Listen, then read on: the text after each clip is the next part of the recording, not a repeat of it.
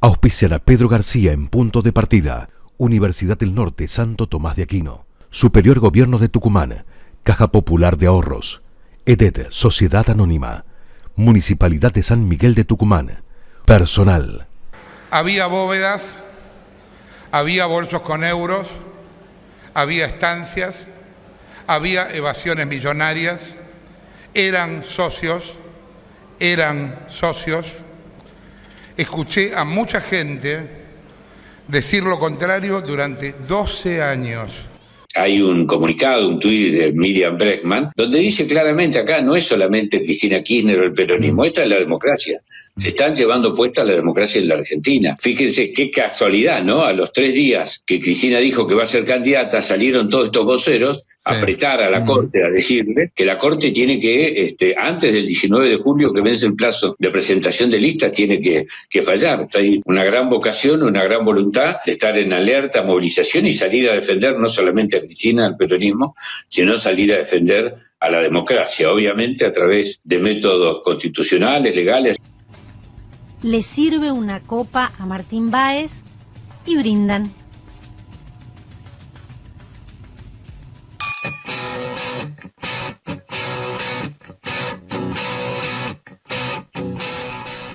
Whisky y habano en mano.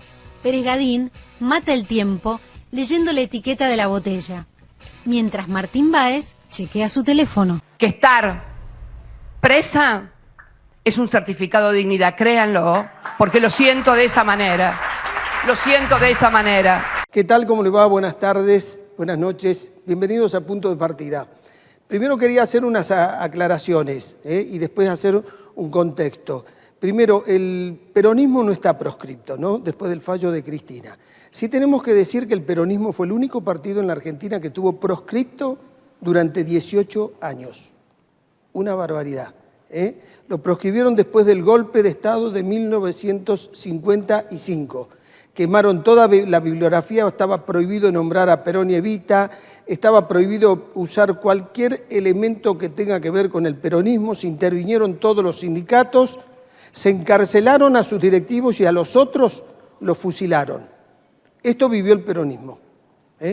Pero no está hoy proscripto, no tiene nada que ver aquello que ocurrió en aquel momento con un gobierno militar y lo que ocurre ahora. La otra cosa que, también el gobierno constitucional de Rogelio Frigerio también lo persiguió de alguna manera al peronismo. Antes lo habían hecho con Irigoyen. Les decía entonces esto, porque esto de victimizarse, teniendo en cuenta el pasado, no es un acto de rigurosidad con la realidad. No está en riesgo la democracia y no está trastocada la República después del fallo que condena a Cristina Kirchner. El peronismo está afectado, un sector del peronismo, aunque lo toman como una afectación a todo el peronismo, pero en el fondo lo van a ver recién a la distancia en el peronismo. Este fallo a ellos los beneficia porque permite romper la obturación que había para que se logre en el peronismo una renovación. El fallo lo perjudica más que al peronismo, lo perjudica más a Milei y a Kicillof. A Milei porque quería dar una batalla electoral que la tenía como asegurada para ganarla a Cristina, no lo sabemos y no lo vamos a saber, y a Kicillof porque Kicillof quería demostrar que si bien Cristina podía ganar en la tercera sección electoral, él iba a ganar en todas las otras secciones electorales y le iba a demostrar que tenía en Buenos Aires más votos que Cristina. Nada de esto va a ocurrir después del fallo. Cristina Kirchner no es el peronismo, es un sector del peronismo, no es la democracia, está dentro de la democracia, no es la república, es una persona que ejerció la política y su liderazgo en una república, pero hay que diferenciar eso. Vamos a hablar un poco sobre el contexto en que se dio este fallo. Primero, hubo 18 jueces que tuvieron en sus manos la causa de Cristina. O sea, no fue un solo tribunal para cuando se habla de persecución. O sea, hubo que haber una coordinación de distintas instancias judiciales, aún de la Corte Suprema. Segundo, Cristina Kirchner tiene 20 funcionarios, exfuncionarios de su gobierno, que están condenados o procesados. En el ranking primero está Devido. Devido tiene, les voy a decir los procesos y las condenas de Devido. Tragedia de 11, desvío de fondos por Río Turbio, el caso Escanca, las coimas por el gasoducto norte y sur, Escanca 2 también, trenes chatarra que compró a España y Portugal, trenes que descartaban allá, los compró para la Argentina, no sirven para nada, subsidios a colectivos, hubo líneas de colectivos donde recibieron subsidios superiores a las que les tenían que dar por ley, ahí hay sospecha porque hubo un retorno. La otra causa contra Devido es Mamá Corazón, esta película, esta novela que le dieron dinero a Andrea del Boca y finalmente nunca se estrenó, hay una causa judicial, está imputada Andrea del Boca, está Devido. Los cuadernos de Centeno, Sueños Compartidos, el dinero que fue a la Fundación Sueños Compartidos, estaba de Bonafini, bueno, no se hicieron las casas. Odebrecht, las obras en AISA. Odebrecht 2, el soterramiento del Sarmiento. Aquí está implicado Calcaterra, que es el primo de Mauricio Macri, muy complicado con esta causa. Pero no fue el único, no es el único. A ver, recordemos, de funcionarios de Cristina, Sergio Urribarri, condenado por peculado. Armando Vudú se quiso quedar con Chicone Calcográfica. Le quiero contar a los jóvenes que tal vez no saben esto, que era la empresa que imprimían los billetes. Con esa empresa se quiso quedar malamente Armando Vudú cuando era vicepresidente de la Nación. Felisa Micheli fue ministra de Economía y le encontraron dólares y pesos en el banco. Cuando llamaron a los bomberos porque había una amenaza de bomba y le encontraron ese dinero ahí. La procesaron. Ricardo Echegaray, de la ex-AFI, José López por los bolsos, Ricardo Jaime, secretario de Transporte, varias condenas, está preso, todavía está detenido. Romina Piccolotti fue secretaria de Medio Ambiente, hasta la secretaria de Medio Ambiente estuvo procesada, porque realizó gastos con fondos públicos, gastos personales. Juan Pablo Schiavi lo reemplazó a Jaime porque Jaime estaba procesado y lo terminaron procesando a él, condenando. Y bueno, Cristina con la causa de vialidad, que ya tiene fallo, y ahí tiene dos causas más pendientes, que son Otesur y los Sauce y los cuadernos de Centeno. Y Lázaro Báez, que no era del gabinete de Cristina, pero bueno, ustedes saben que Lázaro Báez era un empleado del Banco de Santa Cruz, un empleado de baja categoría, que creó la empresa Austral Construcciones una semana antes que Néstor Kirchner asuma el poder, y bueno, y ahora es un multimillonario.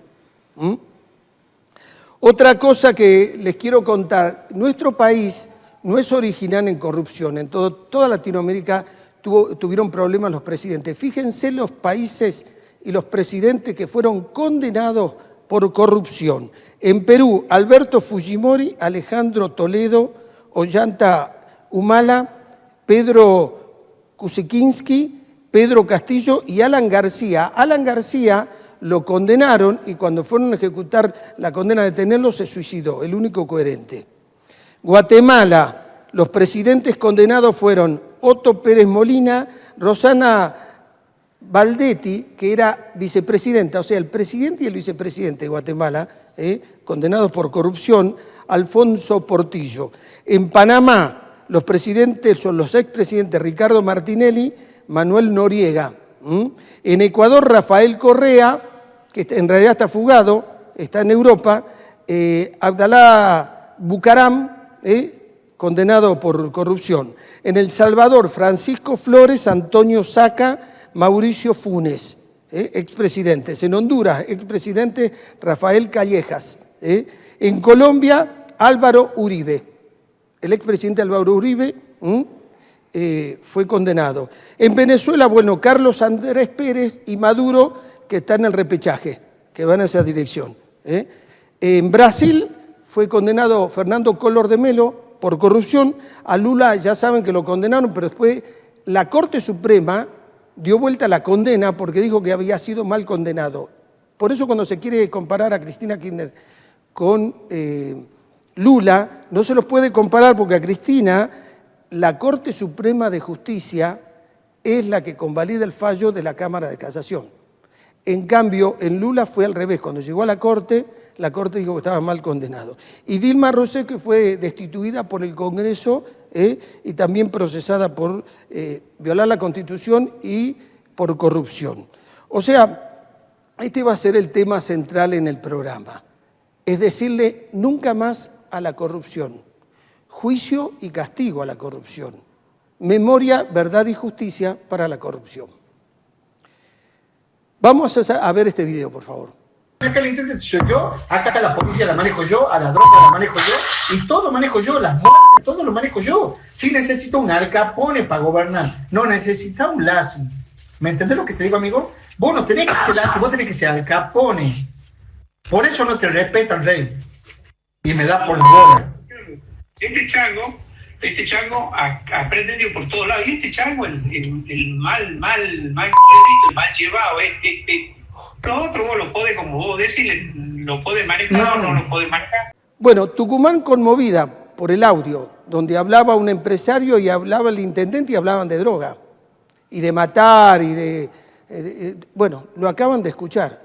Un escándalo, realmente. Bueno, fue detenido el empresario Roque Chipi Jiménez. Está detenido, hay una causa judicial, está la intervención al municipio. Permítanme hacer un comentario. El matrimonio Campos Figueroa, intendente y Figueroa, legisladora que pidió licencia, ocupan el municipio ininterrumpidamente del 2003. Las denuncias sobre lo que ocurría en Alberdi tiene años. El primero que dio a conocer la situación fue José Cano y otros radicales. La relación entre la política y la droga en Tucumán siempre fue sospechada, pero tenemos que decir que tenemos como datos concretos de que hay una relación de algunos políticos con la droga. Actualmente hay funcionarios o legisladores que están muy sospechados, pero no están siendo investigados. Y también hubo funcionarios que estuvieron relacionados con la droga o que se sospechaba. Uno de ellos estuvo en la Caja Popular de Ahorros en la época de Alperovich. Hay punteros políticos que son dealers. Me decía un peronista, ¿vieron cuando lavan culpa con los periodistas? Me dijeron, mira, dejamos que algunos dealers, que algunos punteros sean dealers porque ya no le podemos pagar el mensual para que hagan política. Tucumán es una provincia degradada por estas cosas, porque la mayor virtud pareciera que es el disimulo. ¿Cómo superar esta situación? ¿Cómo cambiar? Y a mí me parece que hay que sancionar una ley para prohibir que lo suceda en el cargo, por más que sea electivo, no lo puede suceder nadie que sea hasta segundo grado de consanguinidad. Ustedes pueden decir que en realidad si los elige la gente hay que darle libertad, pero el voto en Tucumán está condicionado, porque el mayor empleador es el Estado. Y si no, miremos lo que pasó con Alperovich. José Alperovich tuvo en su mejor momento el 76% de los votos, histórico. Cuando fue candidato independiente salió tercero. ¿Se dan cuenta que cuando uno maneja el dinero del Estado y aprieta a los empleados de las distintas comunas, de las distintas reparticiones, puede sacar muchos votos? Por eso cuando dicen, bueno, pero los elige la gente, ¿qué gente? ¿La que está condicionada? Estos son los temas, le repito el programa, y la columna con Álvaro Aurane está grabada. Ustedes saben muy bien que mañana es feriado, porque el martes se recuerda al héroe salteño Martín Miguel de Güemes, y el viernes es el Día de la Bandera. Vamos a hablar sobre Manuel Belgrano, este providencial argentino que estudió en Salamanca, tenía una mente brillante. Los porteños lo comenzaron a envidiar, entonces lo mandaron al norte a que enfrente a los realistas. Pensaba que le iba a ir mal y terminó siendo un gran militar. Bueno, después vino a la batalla, a la histórica batalla de Tucumán. Y Belgrano, que resaltamos esto que decidió morir pobre y vivir con mucha austeridad. Cuando se le pagó las batallas que había ganado, se le dio al precio, al monto de hoy, 4 millones de dólares. Pero él donó parte para las escuelas, que una de ellas se hizo en Tucumán después de muchos años. Cuando él enfermó, le pagó a su médico particular con su reloj y la lápida se hizo con el mármol de su mesa de luz. ¿Qué diferencia este Belgrano a los personajes de los que estuvimos hablando durante este programa relacionados a la corrupción? Hacemos una pausa y escuchamos a nuestros invitados. Es un punto de partida.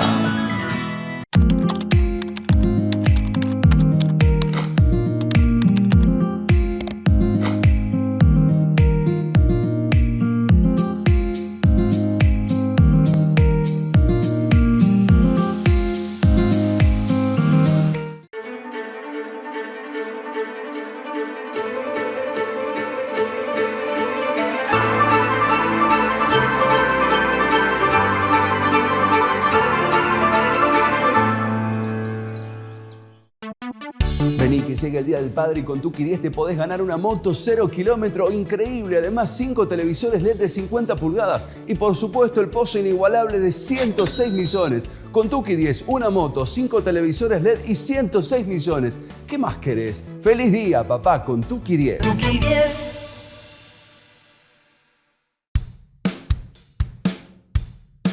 Todas aquellas propiedades que se recuperan, se la pone a disposición para poder albergar, recuperar, reinsertar a muchos jóvenes. La droga es un problema que afecta primeramente a nuestros hijos. Encontrar un lugar así donde contengan a nuestros hijos me llena el alma. Pasé mucho dolor, mucha tristeza a través del flagelo de la droga y hoy en día puedo estar bien. Seguramente vamos a tener muchos jóvenes recuperados que van a poder disfrutar lo más hermoso que uno tiene, que es la vida.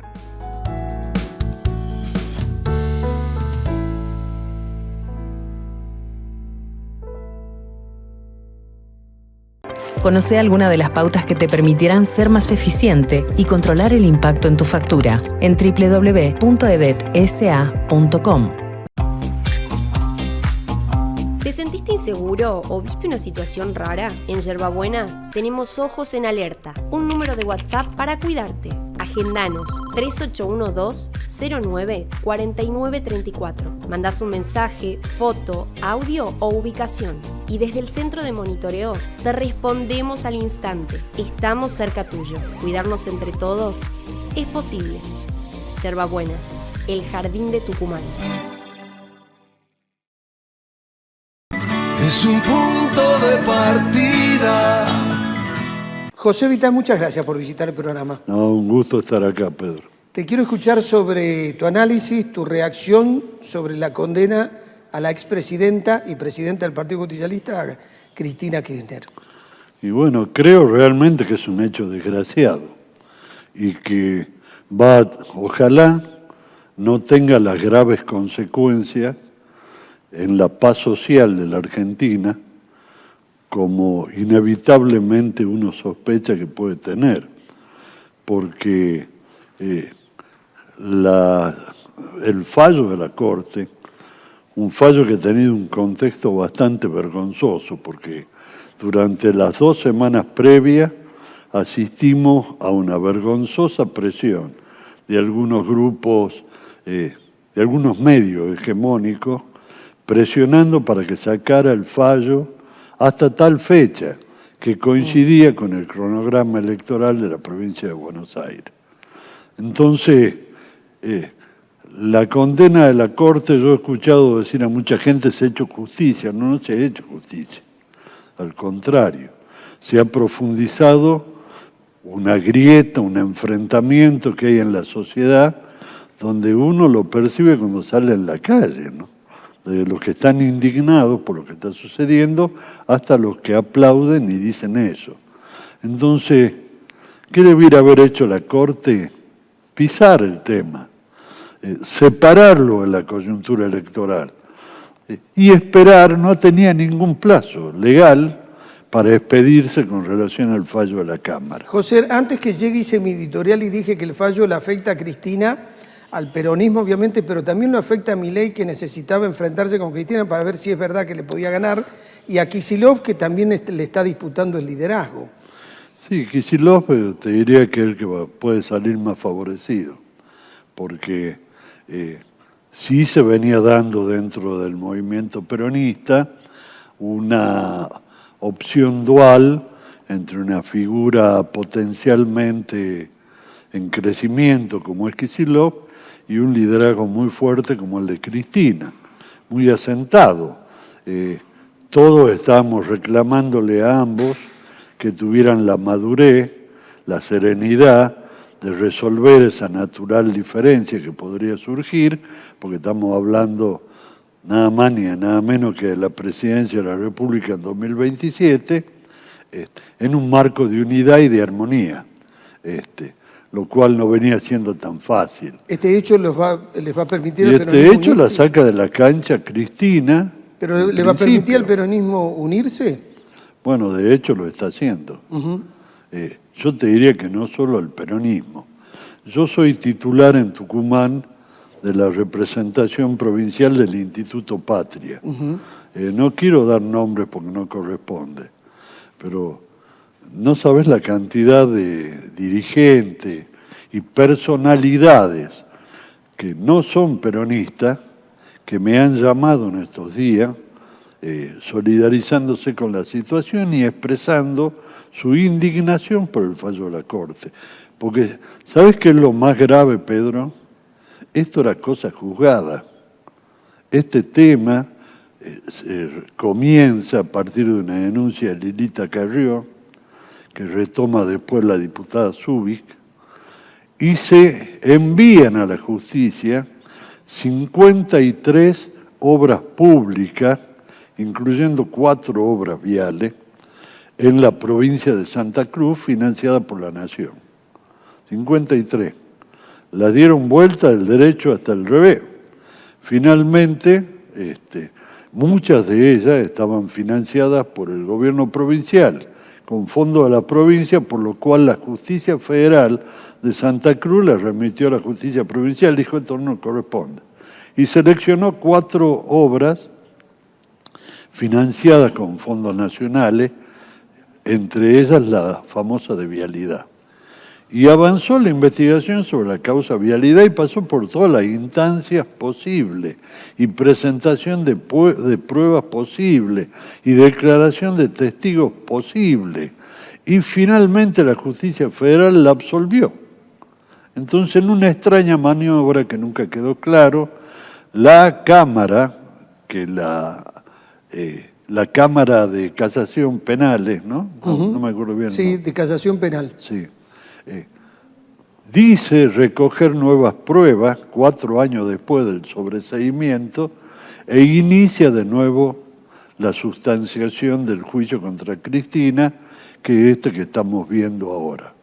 Y bueno, vos sabés que hay un principio universal del derecho penal, el famoso non bis idem, que dice que ninguna persona puede ser juzgada 2 veces por la misma causa.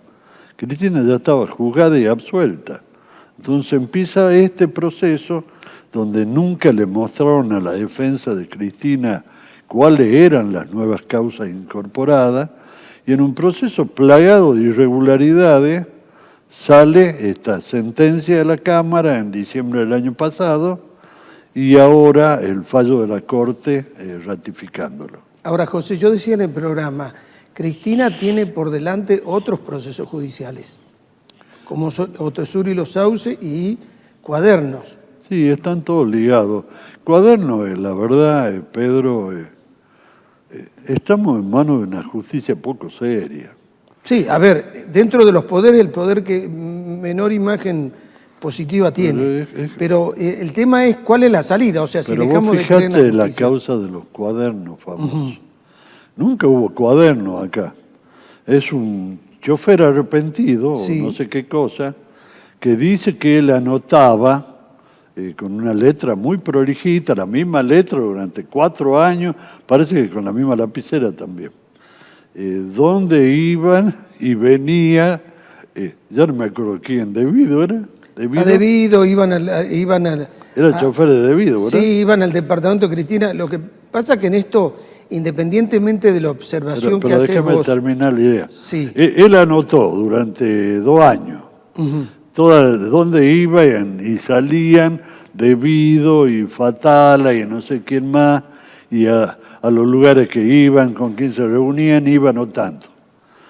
Está todo escrito con la misma letra, pero además nunca aparecieron los cuadernos. Él mostró fotocopias y después dijo que se habían quemado los cuadernos.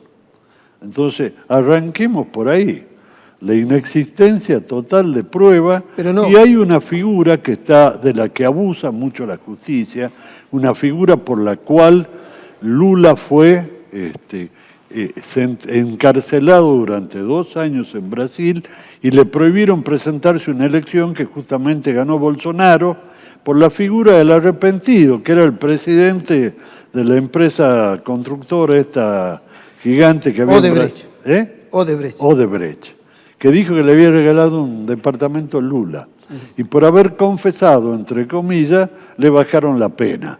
Y nunca se comprobó de ningún Bueno, departamento. la Corte lo termina absolviendo diciendo que el proceso se había llevado, no había sido correcto. Lo de Cristina es diferente porque la Corte es la Corte. Pasaron 5 años, Sí. Pedro.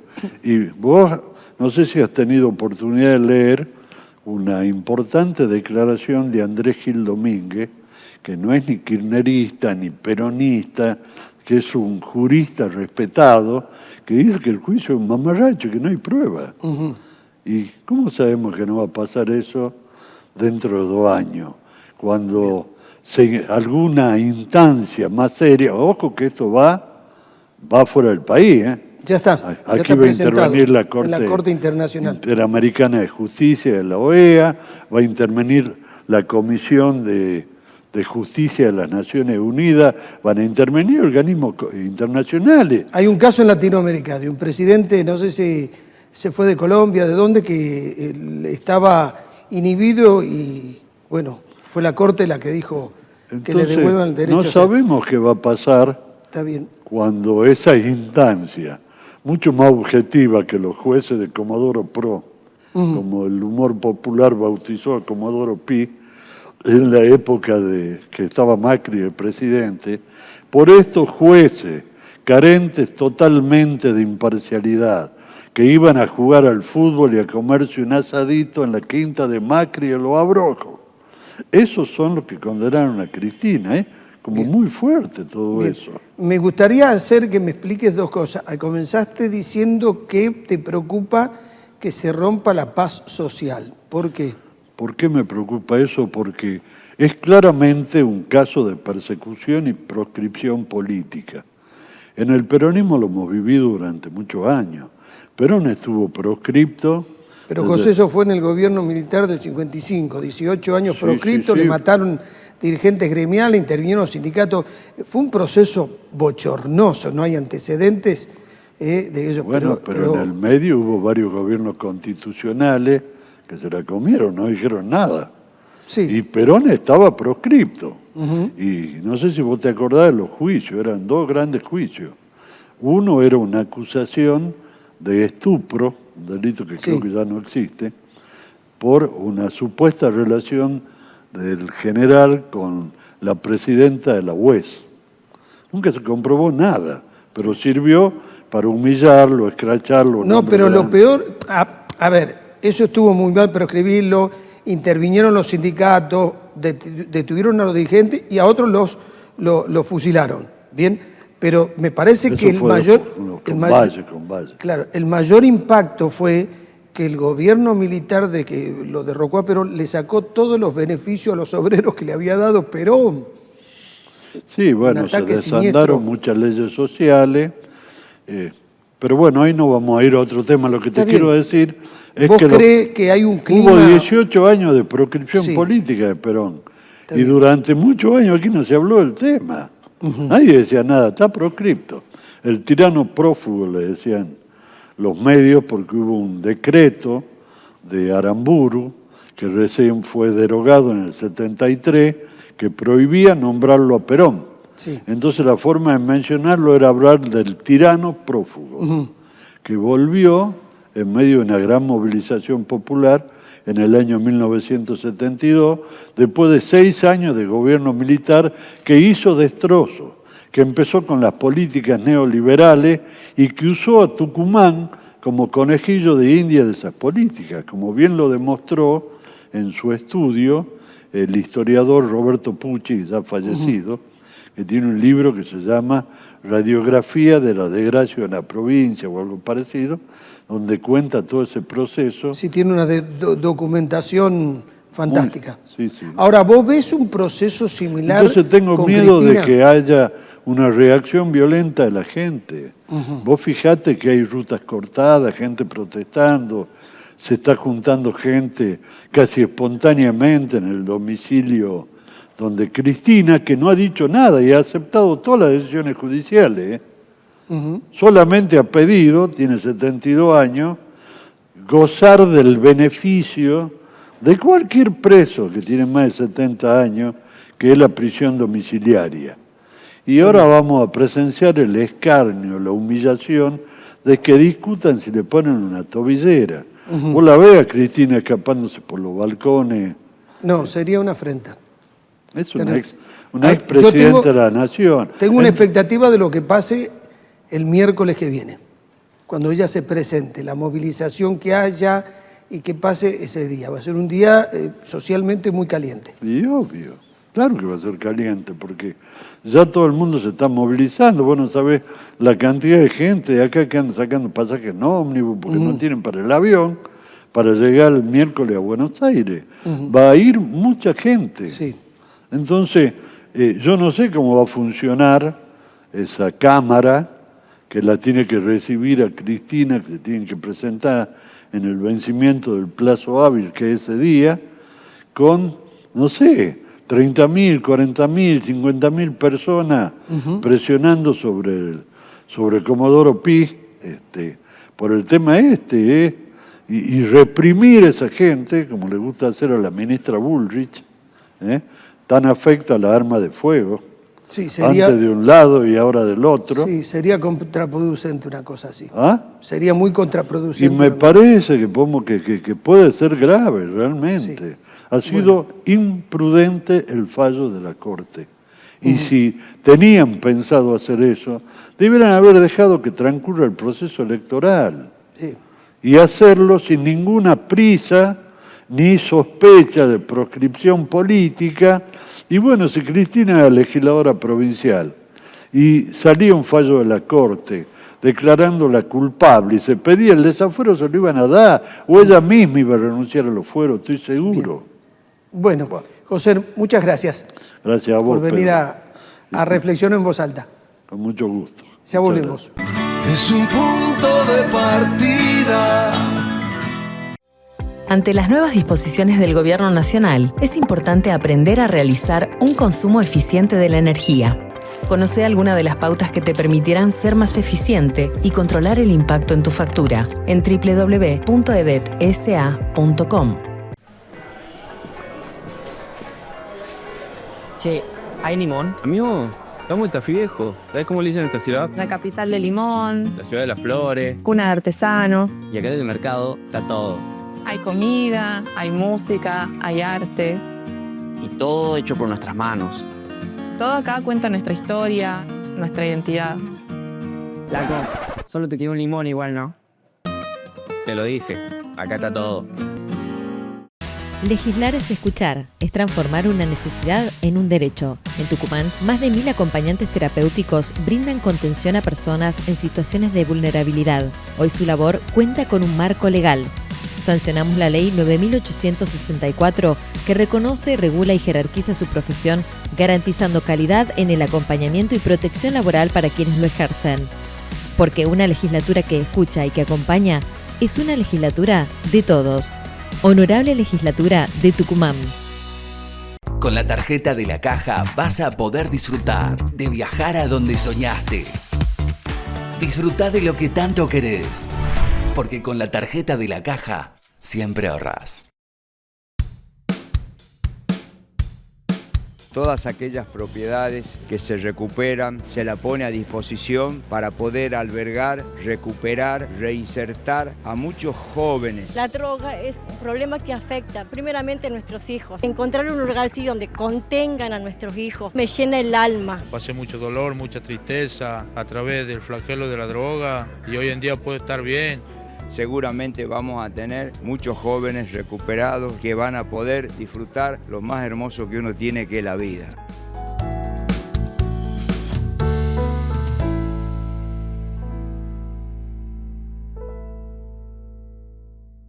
Lanzamos la primera consulta pública para restaurar la Plaza Urquiza, donde podrás comentar, opinar y votar en consultapublica.smt.gov.ar. Queremos impulsar la participación ciudadana para que los vecinos se involucren en la toma de decisiones que transforman la ciudad. Tenés tiempo hasta el 22 de junio. La ciudad que queremos, la construimos entre todos.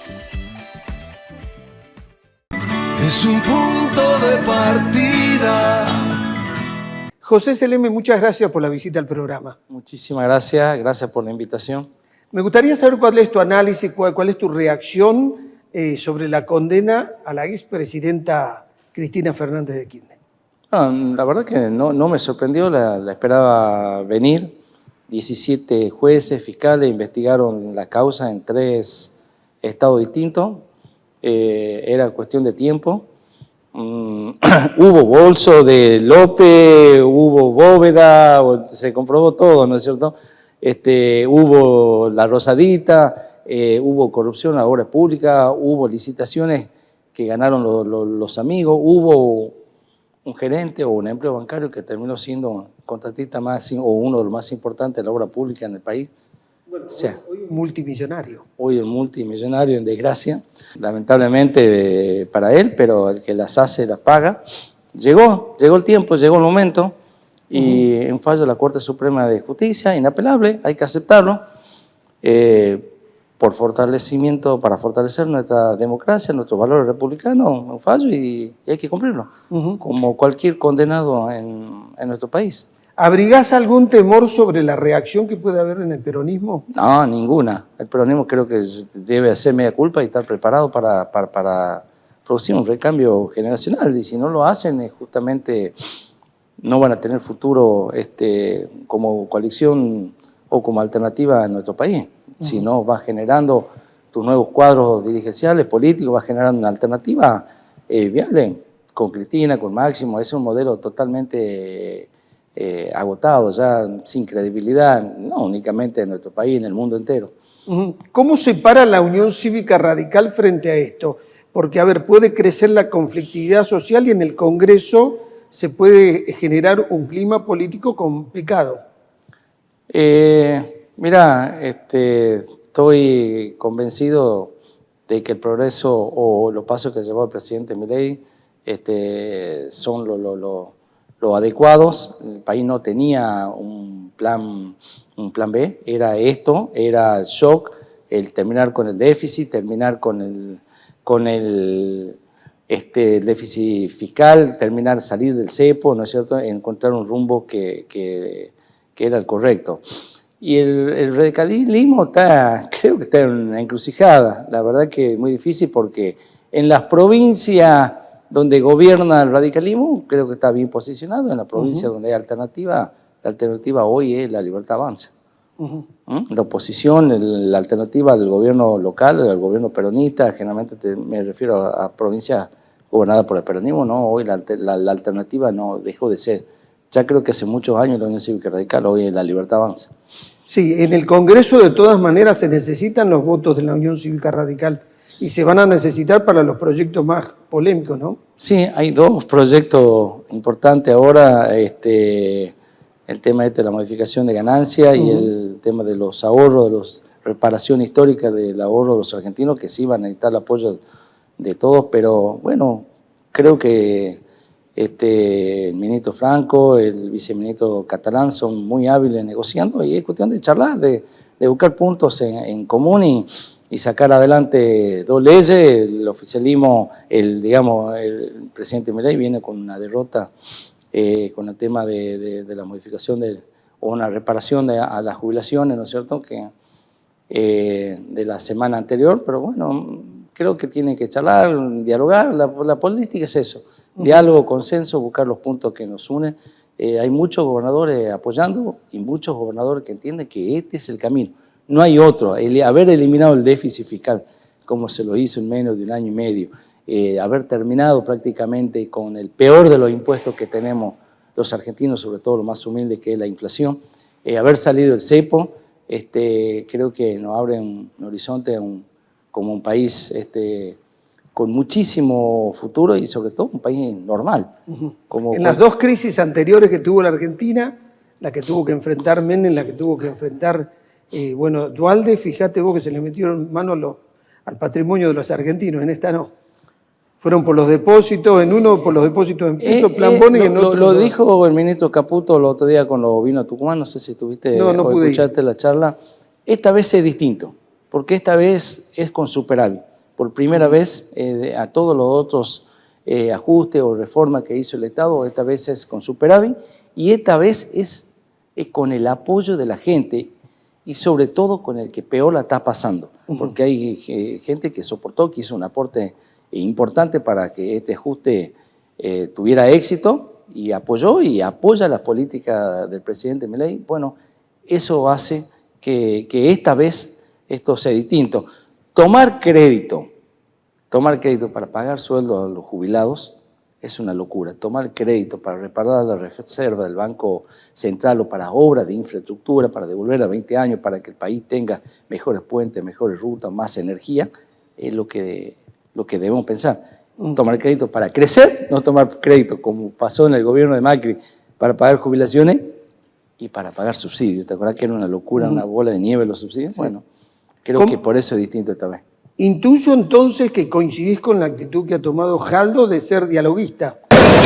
Me parece que en el ámbito institucional es lo que corresponde, dialogar con el presidente de la Nación, apoyar lo que él esté de acuerdo y lo que no esté de acuerdo, disentir, tratar de lograr soluciones. Postergada a Tucumán, que no la logramos ni cuando el ex gobernador Mansur era jefe de gabinete.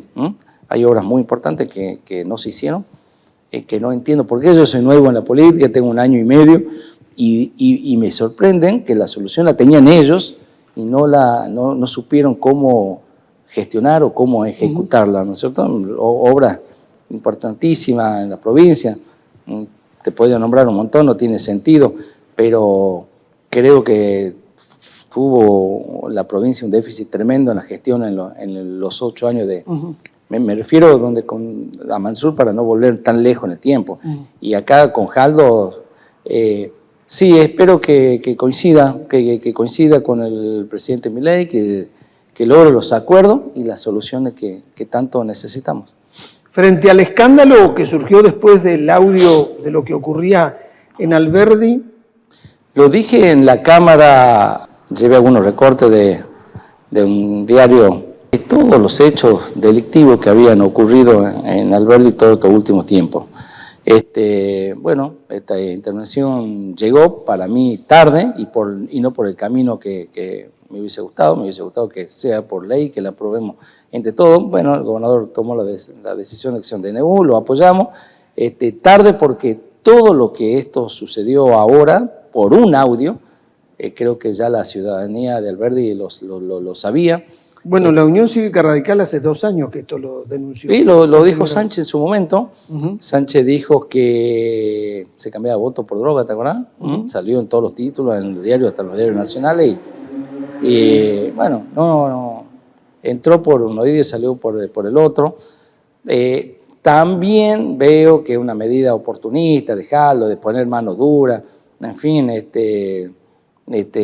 como querer hacer resaltarlo, sus valores o su fortaleza, creo que no va por ahí, porque, bueno, él ha sido cómplice por omisión, ¿no es cierto?, de todo lo que pasó en Alberdi. Él está en el poder hace muchísimos años.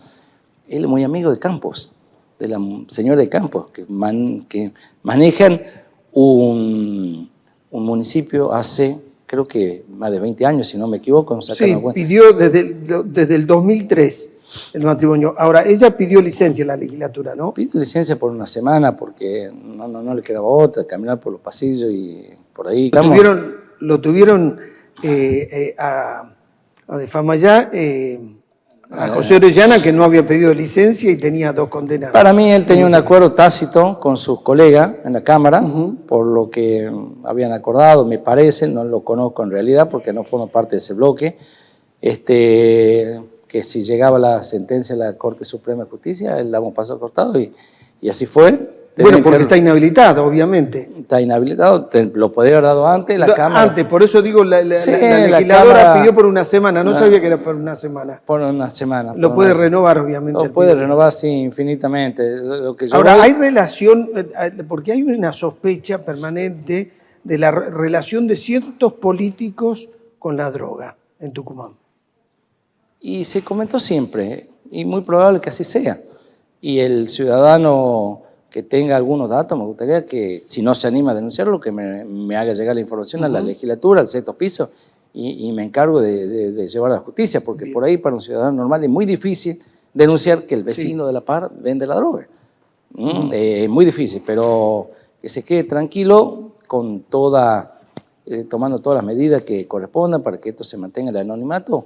Aprovecho tu programa, que tiene una tremenda difusión, de que me acerque la información y yo me encargo de hacerla. Claro, me parece correcto, para darle cobertura al ciudadano. Para darle cobertura y que se quede tranquilo, porque pasa que el que está a la par, el que está al frente, vende la droga y vos sos un vecino desamparado, que es muy difícil. Pero bueno, mi anhelo es, primero, que nuestra intervención lleve transparencia y orden al municipio. Segundo, que se investigue a fondo todas las acusaciones y que caiga hacia lo culpable, lo responsable de toda la fuerza y ejecutoriedad de la ley. Bien. José Seleme, muchas gracias. Gracias a vos por la invitación. Ya volvemos. Es un punto de partida.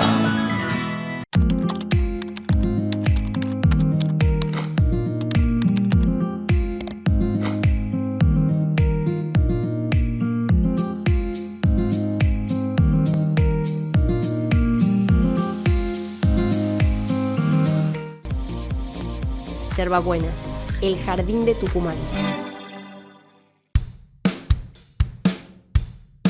Todas aquellas propiedades que se recuperan, se la pone a disposición para poder albergar, recuperar, reinsertar a muchos jóvenes. La droga es un problema que afecta primeramente a nuestros hijos. Encontrar un lugar así donde contengan a nuestros hijos me llena el alma. Pasé mucho dolor, mucha tristeza a través del flagelo de la droga y hoy en día puedo estar bien.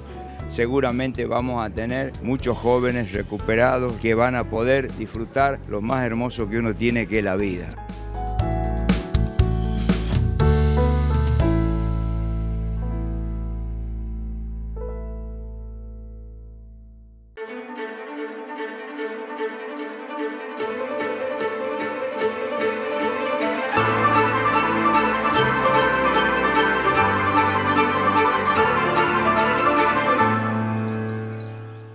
Lanzamos la primera consulta pública para restaurar la Plaza Urquiza, donde podrás comentar, opinar y votar en consultapublica.smt.gov.ar. Queremos impulsar la participación ciudadana para que los vecinos se involucren en la toma de decisiones que transforman la ciudad.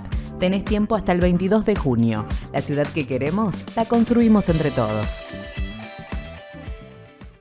Con la tarjeta de la Caja vas a poder disfrutar de viajar a donde soñaste. Disfrutá de lo que tanto querés, porque con la tarjeta de la Caja siempre ahorrás. Es un punto de partida. Álvaro, bueno, realmente un placer el tema de hoy.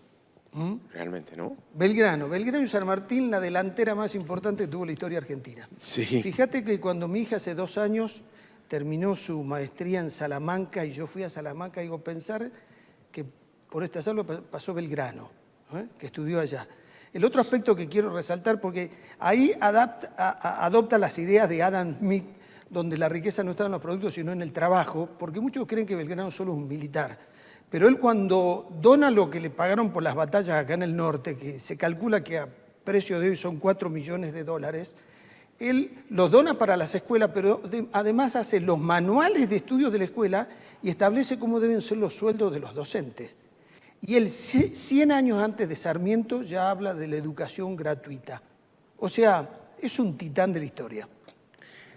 En España, donde él viaja a los 16 años, él conoce las ideas de la Ilustración. Y las ideas de la Ilustración, las pongas como las pongas, son ideas revolucionarias, ¿no? Incluso la del propio Immanuel Kant, que va a terminar injustamente preso precisamente porque lo acusaban, y con razón, de simpatizar respecto a la Revolución Francesa. Vos sabés que Kant tiene ahí precisamente una idea increíble, ¿no?, en su corolario a qué es la Ilustración, en la que dice que la publicidad es condición necesaria para que una política sea virtuosa. No es condición suficiente. No es que por ser pública esa política es buena, pero por más buena que se presuma, si no es pública, no lo es.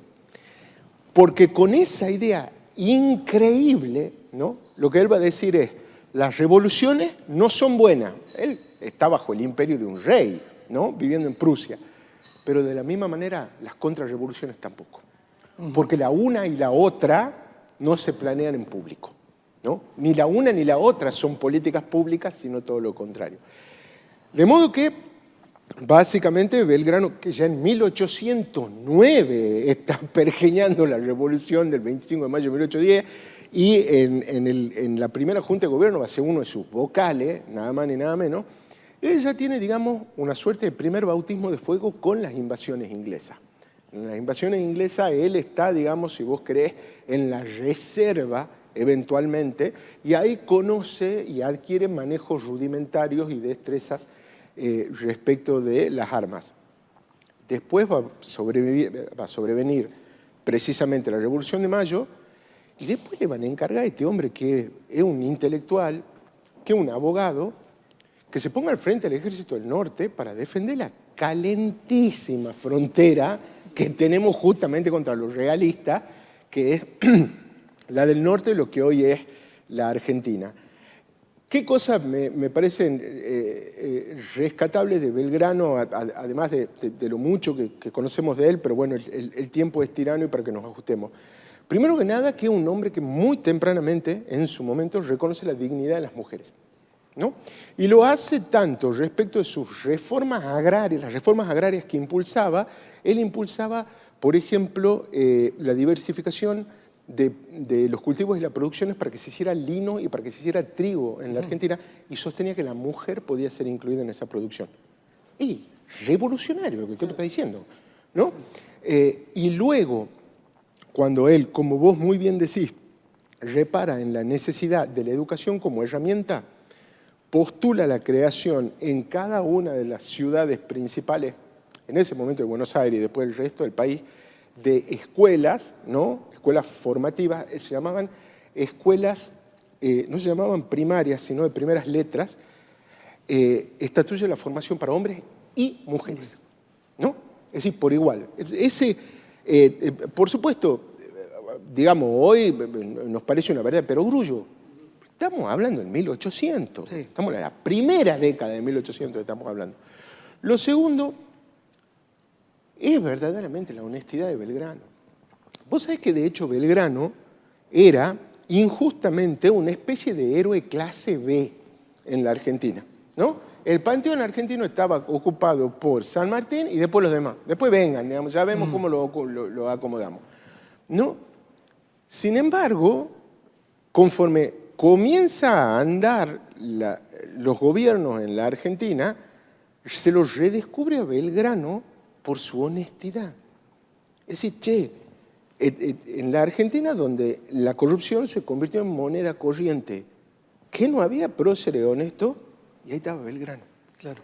Belgrano, que como vos bien decís, por su triunfo en la histórica batalla de Tucumán del 24 de septiembre de 1812, la primera gran derrota del ejército realista en nuestro territorio y el punto de inflexión de la frontera norte argentina, porque desde ahí empieza el retroceso de los españoles. Los españoles venían bajando sobre el territorio de lo que es la Argentina hasta la batalla de Tucumán, y ahí empiezan a retroceder. Después se van a rendir en la batalla de Salta, en 1813 con Güemes, pero porque ya estaban diezmados desde la batalla de Tucumán, ¿no? Con Bernabé Arauz y básicamente con el amigo Manuel Belgrano. A él asterisco ahí porque lo que fue el éxodo jujeño también fue una estrategia extraordinaria. Pasa desapercibido. A ver, te va bajando el enemigo, le infectás los pozos, le quemás las casas, le sacás el ganado. Ellos que pensaban que iban a encontrar un lugar donde se iban a poder aprovisionar, encontraron tierra arrasada. Y el sacrificio del pueblo jujeño es enorme. Jujeño enorme. Pero eso es un acto de estrategia. Sí. Ahora, vos sabés que, Belgrano recibe una recompensa cuantiosa, ¿no?, por la batalla de Tucumán de parte del gobierno central. Es increíble la carta de él al gobierno. La carta de él al gobierno le dice que de esa recompensa dona la mitad para construir escuelas. Esas escuelas formadoras de niños y de niñas, de hombres y de mujeres, y que la otra mitad pedía 1000 disculpas, se la tenía que donar a su madre y a su hermana, que dado que él precisamente no se encontraba trabajando para llevarles dinero para sostener la vida de ellas, no tenía más remedio que entregarles ese dinero para su sustento. Belgrano, querido amigo, va a morir en la indigencia, pudiéndole pagar al médico que lo atendió en sus últimas horas solamente con un reloj de su propiedad. Y su lápida con la base de su cómoda. Entonces, como a muchos les incomodó y les debe incomodar Belgrano, y como fue durante mucho tiempo un prócer clase B en la Argentina, fíjate la injusticia de nuestro calendario que no tiene un día para recordarlo a Manuel Belgrano. Nosotros, los 20 de junio, recordamos el Día de la Bandera, que por supuesto que como es nuestra enseña patria, se merece claramente un día, ¿no? Porque ahí en esa bandera que nos abraza, nos abrazamos los argentinos como pueblo. Pero Belgrano no tiene un día para él. No. Y no tiene un día para él porque verdaderamente, Pedro, debe haber mucha gente a la que le cae muy mal que Belgrano haya sido tan emperradamente honesto durante su vida y que haya hecho todo lo que hizo solamente en 50 años. Así es. Nació en 1770 y murió en 1820. Intelectual, guerrero, abogado, fomentador de la educación, un prócer verdaderamente ejemplar. San Martín y Belgrano, la mejor delantera. A ver, hay un episodio que me gustaría también que hagas una pequeña pincelada. Él y San Martín crean la Academia Militar en Tucumán y ellos eran los profesores. Si nosotros hubiésemos ahí, hubiésemos sido sus alumnos sentados en una piedra o en un tronco, escucharlo a estos dos genios dar clase, porque él tenía, como vos decís, esta vocación de enseñar y esta generosidad de transmitir los conocimientos. Absolutamente. ¿No? Bueno, de eso es de lo que tenemos que estar orgullosos. Así es. Estamos haciendo un acto de justicia con este gran héroe nacional. Sí, señor. Gracias, Álvaro. Gracias a vos, Pedro. Nos vemos la próxima semana. Auspiciaron a Pedro García en Punto de Partida. Universidad del Norte Santo Tomás de Aquino. Superior Gobierno de Tucumán. Caja Popular de Ahorros. EDET Sociedad Anónima. Municipalidad de San Miguel de Tucumán. Personal.